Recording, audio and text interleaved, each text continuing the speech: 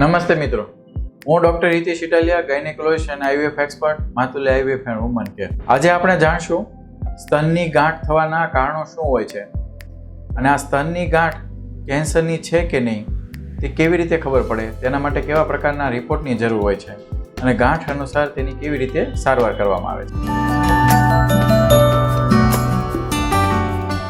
સૌપ્રથમ આપણે જાણશું કે સ્તનની ગાંઠના કારણો શું હોય છે. તેમાંનું સૌથી પહેલું કારણ છે ફાઇબ્રોસિસ્ટિક ડિઝીઝ. આ ખૂબ સામાન્ય એવી તકલીફો છે જે નોર્મલી 10 થી 20% બહેનો આનાથી પીડાતા હોય છે.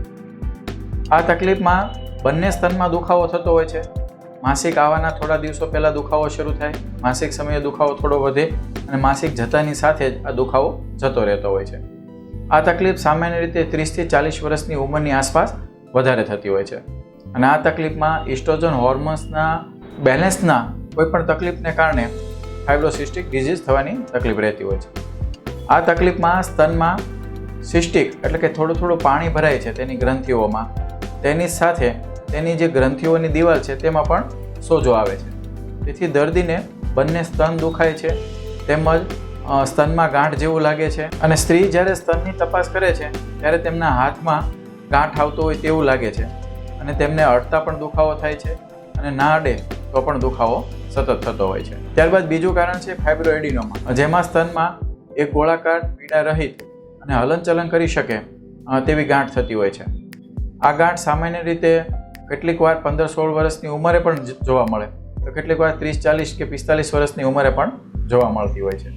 કેટલીક વાર 1 સેન્ટીમીટર કરતાં નાની એવી ગાંઠ હોય તો તે ઓગળી પણ જતી હોય છે, પરંતુ 2 કે 3 સેન્ટીમીટરની ગાંઠ થયા બાદ તેનો સતત દર વર્ષે અડધોથી આખા સેન્ટીમીટર જેટલો ફરક એટલે કે તેના કદમાં વધારો થતો જોવા મળતો હોય છે.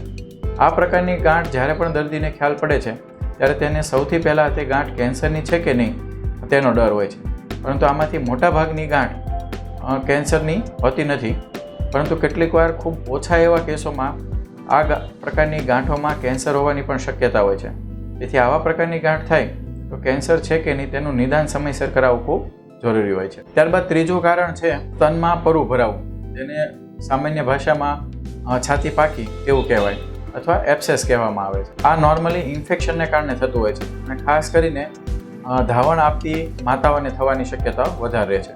પરંતુ કેટલીક વાર કોઈ ઈજા થઈ હોય અને તેમાં લોહીનો ભરાવો થયો હોય અને તેમાં ઇન્ફેક્શન લાગે તો તેના કારણે પણ એબ્સેસ થવાની શક્યતાઓ રહેતી હોય છે.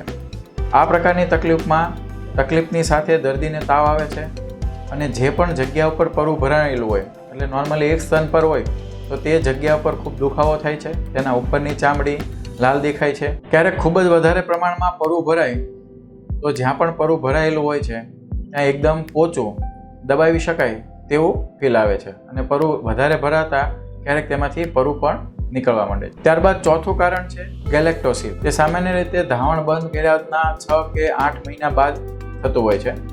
તેમાં પાણી ભરેલી રસોળી થતી હોય છે, તેમાં ધાવણનો ભરાવો થતો હોય છે.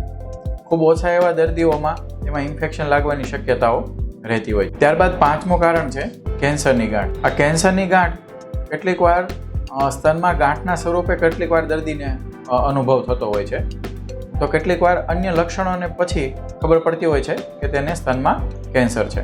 પણ લગભગ મોટાભાગના દર્દીઓને સ્તનનું કેન્સર ગાંઠના સ્વરૂપે જ અનુભવાતું હોય છે. હવે આપણે જાણીએ કે આપણે જાતે તપાસ કરીએ ત્યારે આ ગાંઠ કેન્સરની છે કે નહીં તે કેવી રીતે ખ્યાલ પડે. તો જ્યારે પણ સ્તનમાં ગાંઠનો અનુભવ થાય અને આ ગાંઠ એકદમ કઠણ હોય અથવા ઉપરની ચામડી ઉપર હલનચલન ના કરી શકતી હોય એટલે ચામડી પણ ચોટેલી હોય અથવા અંદરની છાતી સાથે જ્યારે પણ ગાંઠને હલાવીએ ત્યારે આખી સ્તન હલતું હોય એટલે અંદરની દિવાલ સાથે ચોટેલી હોય તેવું લાગતું હોય અથવા નિપલમાંથી કોઈ પણ પ્રકારનું લોહી આવતું હોય અથવા પાણી જેવું આવતું હોય અથવા જે પણ ચામડી ઉપર ગાંઠ લાગતી હોય તે ચામડી અંદર ખેંચાયેલી હોય અથવા ઉપરની ચામડી લાલ જેવી લાગતી હોય તેમજ આખા સ્તનમાં નારંગી જેવા નાના છિદ્રો, જે નારંગીની છાલ હોય તેવા સ્તનમાં જો નાના છિદ્રો થતા હોય તો આ બધા જ લક્ષણો સ્તનનું કેન્સર હોવા તરફ નિશાની બતાવે છે.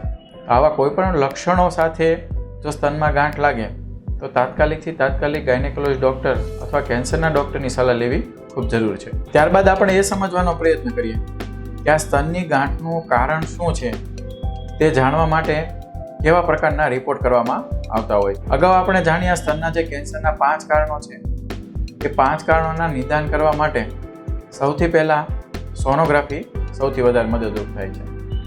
લગભગ મોટાભાગના કેસોમાં સોનોમેમોગ્રાફી એટલે કે સોનોગ્રાફી સ્તનની જે સોનોગ્રાફી કરવામાં આવે છે તેનાથી જ તે સ્તનની ગાંઠનું કારણ જાણી શકાતું હોય છે.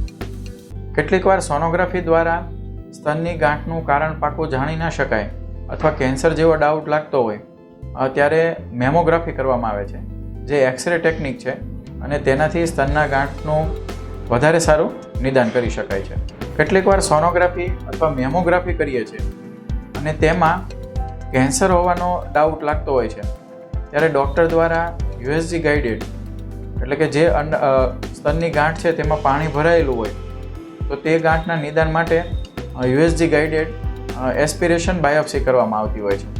અને બાયોપ્સીથી પણ નિદાન ના થાય ત્યારે તે ગાંઠનો આખો ભાગ કાઢીને તેની બાયોપ્સી એટલે કે હિસ્ટોપેથો એક્ઝામિનેશન કરી અને તેમાં કેન્સર છે કે નહીં તેનું નિદાન કરવામાં આવતું હોય છે. હવે આપણે જાણીએ કે સ્તનની જે ગાંઠ છે તેનું કારણ જાણ્યા બાદ તેની સારવાર કેવી રીતે કરવામાં આવતી હોય. સ્તનના ગાંઠની સારવાર સામાન્ય રીતે તેની જે કારણ છે તે અનુસાર કરવામાં આવતું હોય છે.